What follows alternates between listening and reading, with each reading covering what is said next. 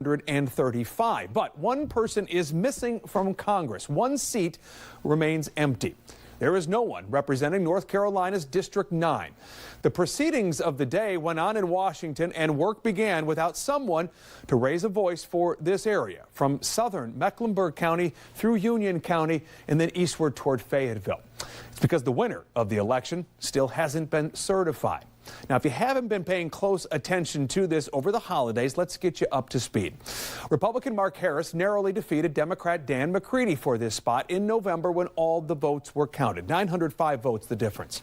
But the state's Board of Elections refused to certify the results because it's suspected election fraud. Several groups are accused of collecting and tampering with people's absentee ballots in Bladen and Robeson counties. You can see those counties here behind me.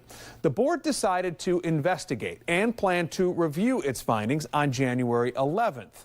But on December 27th, 2 days after Christmas, a three-judge panel ruled to dissolve the current elections board.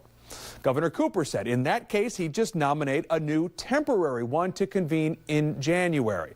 But in order to do that, he'd have to nominate the members from a list of Democrats from the Democrats and a list of Republicans given by the Republicans. But the Republican Party is refusing to send a list of nominees, so the governor was unable to appoint a board, which means no board, no meeting this month. And that brings us to today. Again, there is no board. The race hasn't been certified. Democrats, now in control at the U.S. House, say that means they cannot and will not seat Republican Mark Harris. Today, Harris took a step to try to fix at least part of this equation. He went to court demanding the state immediately certify him.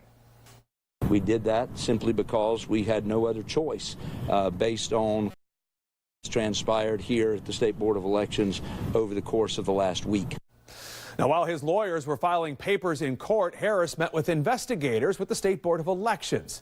When he was finished asking questions, he wouldn't comment on what he said. But later, he sat down with Wbtv's chief investigative reporter Nick Oxner. Here's some of that interview. You should be in Washington getting sworn in as a member of Congress today had you been certified, but you're here in Raleigh today instead. What's that like? I think a word I've used to describe it already today is disappointing. It really is. I mean, we've worked very hard to win a primary, very hard to win the general election. It was one of the toughest races in the country, one of the most expensive congressional races in the country, and we won. And we had hoped to be certified and be sworn in with my 434 other colleagues, but it has not worked out that way. We are hopeful. We are moving forward in the process. And we're here today to just help move that process along. And so hopefully we're accomplishing that. How confident are you that that will result in this election being certified? Well, we're hopeful. We're hopeful because we do feel like that there's some cases that are very similar in the sense that when there isn't a State Board of Elections, that you look to the county boards as the final authority. And in this case, all 8 county boards actually certified this race. Let's say you're successful, the court certifies you, and you get seated in Washington. There are a lot of people in the 9th District and across the country who are going to question the validity of you taking that seat. Would you feel comfortable taking the seat knowing there are questions out there and people who think you shouldn't go to Washington? Well, absolutely. And the reason that I think that is because we had an election. And when you go through an election, and there are many elections that there are questions raised or complaints filed, and they look at the facts in a case and they come to recognize that even the number of ballots in question would not have changed the outcome of the election. Are you prepared for the possibility that you may have to run in another election? And we're going to keep running until we're stopped and we're told no. Well, meantime, Dan McCready has been responding to all this. Earlier this week, his attorneys asked the Board of Elections to issue dozens of subpoenas. They included ones for Mark Harris, McCrae Dowless, who Harris hired to run his absentee ballot efforts, and many others. They wanted them to testify at that January 11th hearing, but obviously that is not going to happen now. We reached out to McCready's campaign today for a comment. We didn't hear back, but he did post a series of tweets this afternoon saying, in part, quote, "In light of Mark Mark Harris's press event today. Let's remember that Harris is under investigation for unprecedented election fraud perpetrated by his campaign, spearheaded by a man he handpicked and paid to produce votes. He is not the victim here. The voters are, end quote. Now, he posted a thread of tweets, so you can read more of them by going to his Twitter feed. Another member of our investigative team has been following all of this very closely as well. We are joined now by David Hodges. David, appreciate you stopping by tonight. We saw some of Nick's interview with Mark Harris today. After, though, he spoke with Board of Elections people that were asking him questions today.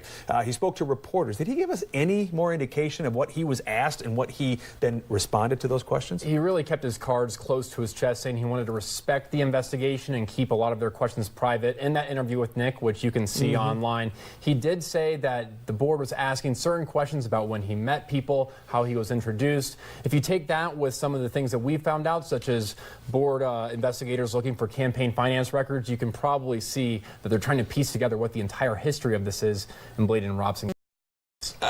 The race now has really entered now the court system, as I know you covered that today as well. Just this morning, as we mentioned, Harris filed these court documents asking a judge to act on this election. What is he hoping the courts will do in this case? All right, we've got a nerdy legal term here. It's called a petition for writ of mandamus. I hope that's so right. So it's not a lawsuit. It's different. It's not a lawsuit. Right. He's basically asking for a judge to order another government employee to do something. And in this case, he's asking that judge to order the State Board of Elections to certify the election results because that hasn't been done. His argument is basically that no one's ever protested this election. This really just came up from the State Board of Elections. Since that's the case, he should be certified.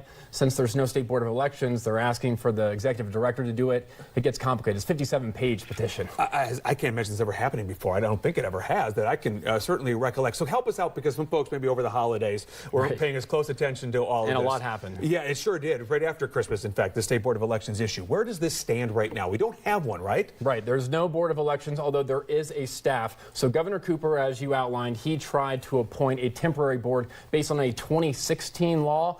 Republicans refused to play along with that. He said he's not appointing anyone since that's the case. So until the new law takes effect January 31st, there will not be any board members. And even after the 31st, there'll have to be the nomination process. Harris attorneys today even said, we can't really guarantee that there'll be a board at this point. That's why we're trying to push this ahead now and try and get seated so that the 9th District has a representative. So while there's no State Board of Elections, there's a staff, as you said, right? So they're still doing the work of investigating, right? They're still doing the work of investigating, and that was part of actually what Harris asked for in this petition that he signed. He said the executive director should certify him. They say there is a little bit of precedent. There's not a lot out there, as you mentioned, but the staff is still working, and those were the people who met today with Mark Harris. So what would be the status of these subpoenas that we know the McCready campaign has been asking for? If there's no board, I guess they can't be called in front of the board, but could they still be called to answer questions of these other staff members? Yeah, we believe that the subpoenas are still active and that anyone who wants to meet with the board, if they want to, can do that and provide an investigation. Harris attorneys today said they'll keep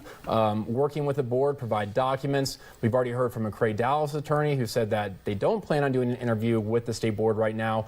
You imagine there's other people who they're trying to talk to piece this all together. All right, so Congress was sworn in today. Do we have any more clarity when we may get someone representing District 9? I think it gets more uncertain every single day because we don't know when the board's going to be in place. We don't know what the outcome is of this petition is going to be. We did hear from the courts today that they're going to allow other people to file briefs, get their voice heard in Mark Harris' petition by January 14th. But that hearing, when we'll actually hear from those people, that's uncertain as well. And in the meantime, there's no office that's staffed for the 9th Congressional District. So if you're a resident there, call Senator, I guess. Yeah, we're going to talk more about that in a second. And by the way, real quick, I know the board was kicking out sort of documents as they came in. Have we seen those recently, or is that sort of stopped now? I think it's been at least since last week that we've seen any new documentation. A lot of it has to do with voters, absentee ballots. We've been pouring through those